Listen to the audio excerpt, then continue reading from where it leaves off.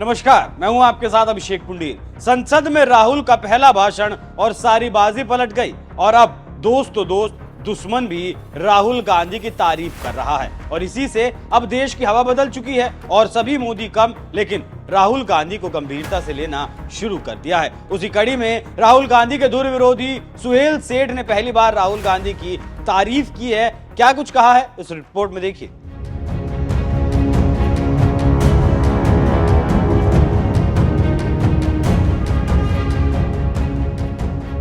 लोकसभा के पहले सत्र में राहुल गांधी ने जो किया वो काबिले तारीफ है और इसको लेकर पूरे भारत में चर्चा है और हर तरफ कहा जा रहा है कि राहुल गांधी का ये नया अवतार है और अब मोदी ढलान पर हैं और ये वो लोग कह रहे हैं जो राहुल गांधी के पहले विरोधी हुआ करते थे। उसी कड़ी में राहुल गांधी के दूर विरोधी रहे सुहेल सेठ ने भी राहुल गांधी की तारीफ की और आशुतोष से बात करते हुए सुहेल सेठ ने कहा कि पहली बार राहुल गांधी अलग अंदाज में दिखे। पिछले 4 साल की बात करें तो राहुल गांधी में जो बदलाव आए हैं वो काबिले तारीफ है और मेरी समझ है कि जो राहुल गांधी दिख रहे हैं ये टिकाऊ हैं और लंबी रेस के घोड़े हैं। एक जमाना था जब लगता था कि राहुल गांधी बड़ी फैमिली से आए हैं और सत्ता आसानी से उनके पास आ जाएगी, लेकिन जब वो पहली बार भारत जोड़ो यात्रा पर गए तो अलग ही अंदाज में दिखे और फिर वो लगातार घूमते ही चले गए, लगातार आगे बढ़ते रहे और अब जो दिख रहे हैं वो काफी अलग हैं। भारत जोड़ो यात्रा के दौरान राहुल गांधी ने बेरोजगारी, महंगाई और अर्थव्यवस्था पर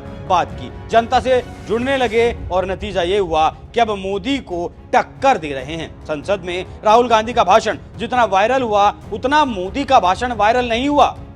इसीलिए अब कहा जा रहा है कि राहुल अलग अंदाज में हैं और अलग दिख रहे हैं और ये मोदी के लिए परेशानी खड़ी कर सकते हैं। इसके साथ ही साथ एक अलग सवाल पर सुहेल सेठ कहते हैं कि अब राहुल गांधी को भारत की जनता सीरियसली लेने लगी है। इसके साथ ही साथ कांग्रेस के अंदर भी लोग अब राहुल को अपना नेता मानने लगे हैं। इसीलिए कहा जा सकता है कि राहुल गांधी अब देश के नेता बन गए हैं।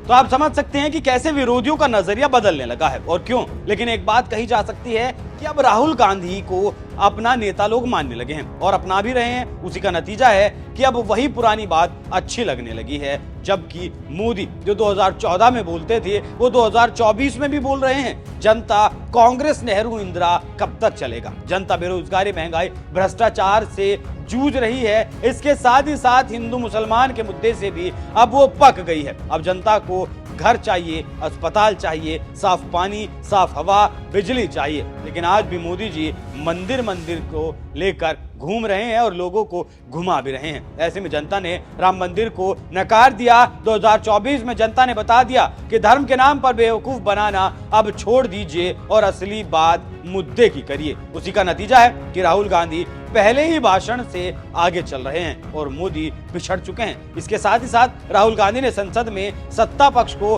तार-तार कर दिया, जबकि 2 घंटे से ज्यादा बोलने वाले मोदी का भाषण सुनकर लोग थकने लगे थे। इसी वजह से आलोचक अब राहुल करने लगे हैं। यहाँ पर हम राहुल गांधी की अग्निवीर पर दिया गया भाषण सुनाते हैं जिसकी काफी चर्चा हो रही है। आप सुनिए और फर्क समझिए। इनको अग्निवीर अच्छा लगता है, आप उसको रखिए, हम उसको बदल देंगे, हटा देंगे। सिंपल सी बात है, हमारी सरकार आएगी, अग्निवीर को हम हटा देंगे। क्योंकि हम सोचते हैं कि अग्निवीर सेना के खिलाफ है, जवानों के खिलाफ है, देशभक्तों के खिलाफ स्कीम है। हम इस स्कीम को नहीं चाहते। मोदी जी ने अपने भाषण में एक दिन कहा कि हिंदुस्तान ने किसी पर आक्रमण नहीं किया। उसका कारण है क्योंकि यह देश अहिंसा का देश है। ये देश डर का देश नहीं है।